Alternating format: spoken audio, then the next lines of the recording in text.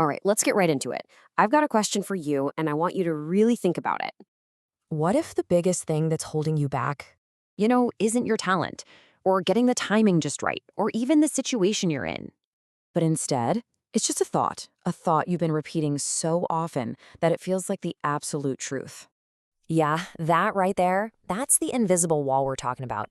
See, most of us don't get stuck because we can't do something. We get stuck because our own mind, quietly, sneakily, convinces us not to even try. And the crazy thing is, these mental blocks don't shout at you, they whisper. And they sound so reasonable, right? They sound like, I'm not ready yet. Just need a little more time, a little more prep. Or how about this one? I'll start when I'm more confident. I I just don't feel it right now. And oh, the classic, right? Other people are so far ahead of me. I mean, what's even the point? You know, this feeling actually has a scientific name. It's called volitional inhibition. It's basically a state where, when things get tough, we're way more likely to just give up. But here's the thing you have to get, the most important part. Those whispers, they aren't facts. They're just stories. Stories your brain learned to tell itself to keep you safe. But that safety, it's also keeping you small. So, where do these stories even come from? Well, every single one of these limiting beliefs was born in a moment when your brain prioritized safety over growth. Every single one. I want you to think about it like this. Your body has this built-in smoke detector, right? And it's always scanning for danger. And the wildest part is, this is all happening without you even consciously thinking about it. Yeah, there's a word for that too, neuroception. It's your nervous system's way of subconsciously checking for cues of safety or danger. It's your body figuring things out long before the thinking part of your brain gets involved. So you see, it's not a character flaw, it's just biology doing its thing. And this right here, this autonomic ladder, it shows that conflict perfectly. See, down at the bottom, you've got the shutdown state. That's where you feel stuck, frozen. It's your body's ultimate safety zone. But way up at the top, that's social engagement, connection, and growth.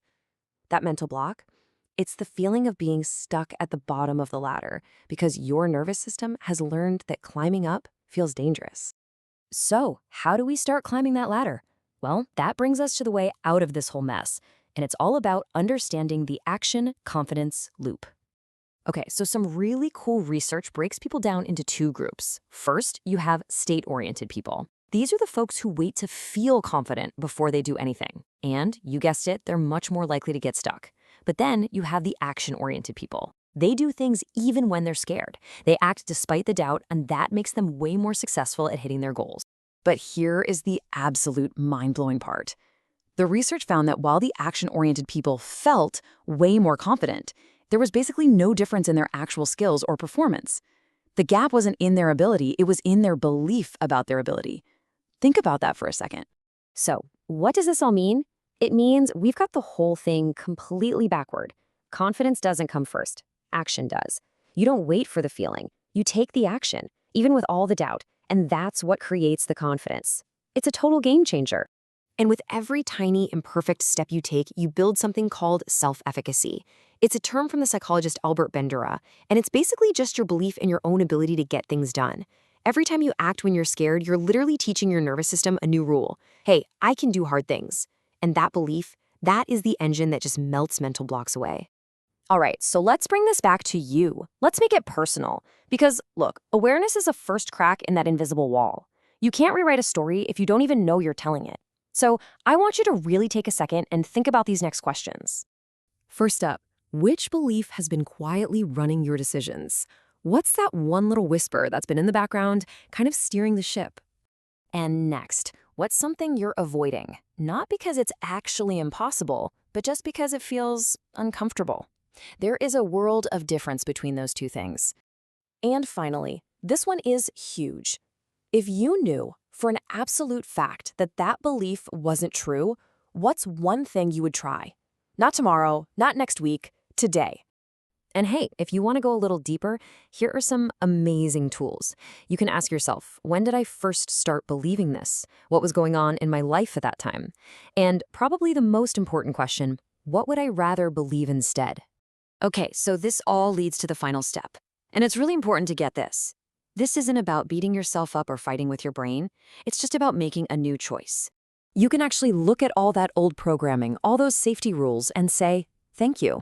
Thank your brain for trying to keep you safe. But then you have to remember that safety and growth, well, they don't live in the same house. So today you can choose differently. You can literally say to yourself, thanks for the warning, but today I choose growth. So I'm going to leave you with this final thought. You've named the belief, you've seen the invisible wall. And the moment you do that, you take its power away. You stop letting it lead. So my question for you is, what is one small, imperfect, brave action you're going to take tomorrow to start